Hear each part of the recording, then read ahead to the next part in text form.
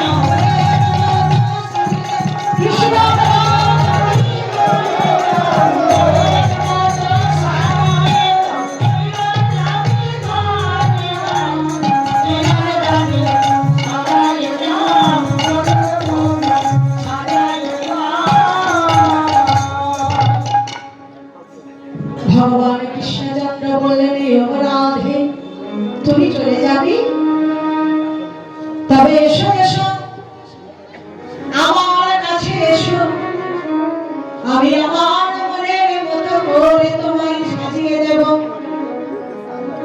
তাই ভগবান কৃষ্ণচন্দ্র নিজ হাতে আমার শ্রীমতী রাধারানী সাজাতে লাগলেন কেমন করে সাজাচ্ছে কেমন করে সাজালে কমলা ঠেলি খিলনা শ্রীমধুসূদনা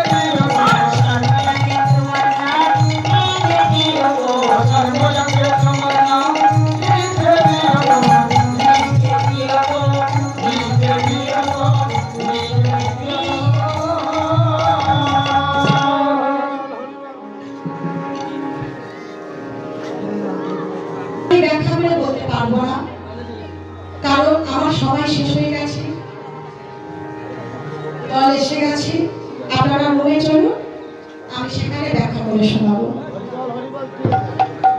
আজকে শ্রীমতী রাধারানী আমার বললেন, তুমি সর্বকে আমার নাম লিখে দিয়েছো, কিন্তু চরণে যে তোমার নাম আমি তো মুখ থেকে বলতে পারলাম না, তা আমি কি শুধু হাতে যাবো? দাও দাও বধূ, তোমার বাঁশি দাও। শ্রীমতী রাধারানী আমার বাঁশি নিয়ে কক্ষে এলেন, কিন্তু আসবে কি করে? তাই যোগমায়াকে বললেন, এই যে যোগেশ্বরী, তুমি যাও যাও রাধাকে কক্ষে নিয়ে এসো। তা পিছনের দ্বার দিয়ে রাধারানীকে যাওয়ার মন্দিরে প্রবেশ করালেন। ভক্তবৃন্দের কাছে অনুরোধ, পরবর্তী দল এসে গেছে, আপনারা বসুন, এখনই আসবেন। আমার দিদি ভাইয়ের বদলে কৃষ্ণ কথা হরি কথা আস্বাদন করবে।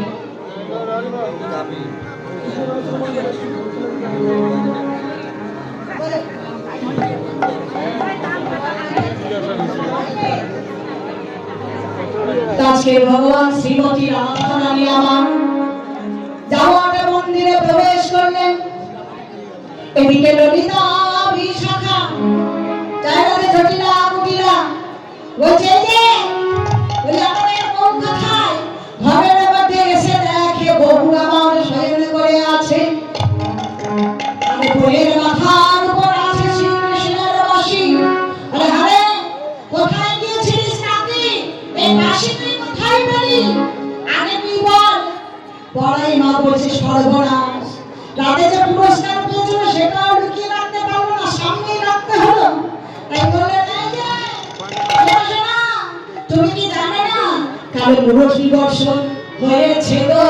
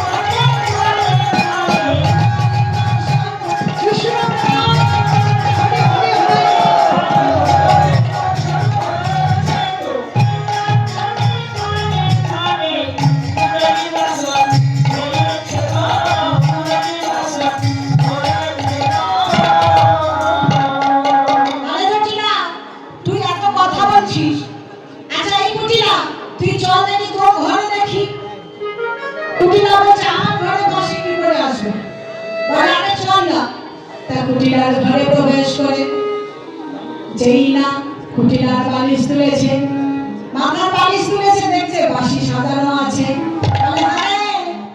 এই কুটিলা, এটা কি ব্যাপার? তোর কানে এত বাঁশি এলো কোথা থেকে? যেই না চাদর ধরে টানে মেরেছে, বাঁশি করছে।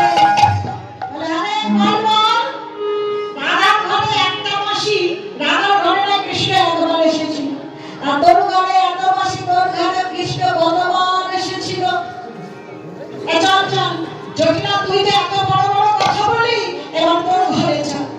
জটিলা বলছে, আমি তো বুড়ো মানুষ, আমার ঘরে বাঁশি কি করে আসবে? আমার মেয়ে আর বউ তারা ছেলে মানুষ, হয়তো কাউকে ডেকেছিল, আমি তো বুড়ো মানুষ, আমার কাছে কি করে আসবে? বড়াই মা বলছে, ওরে জটিলা, সে যে কাঁচা পাকা বাঁচে না।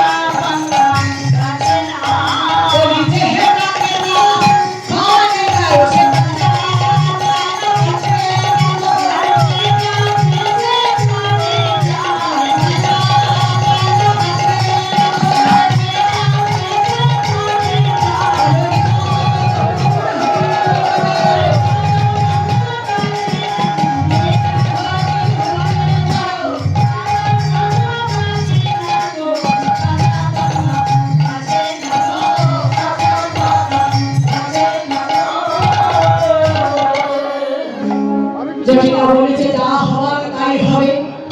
আমরা বুঝেছি তাকে ডাকার মতো ডাকলে সে অবশ্যই আসবে।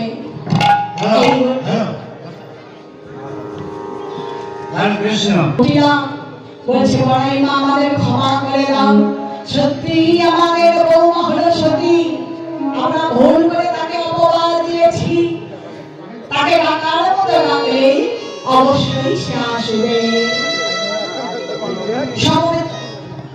আমি আমার লীলা এখানেই সমাপ্ত করছি। পরবর্তী কীর্তনিয়া হরিবাসরে চলে আসবে।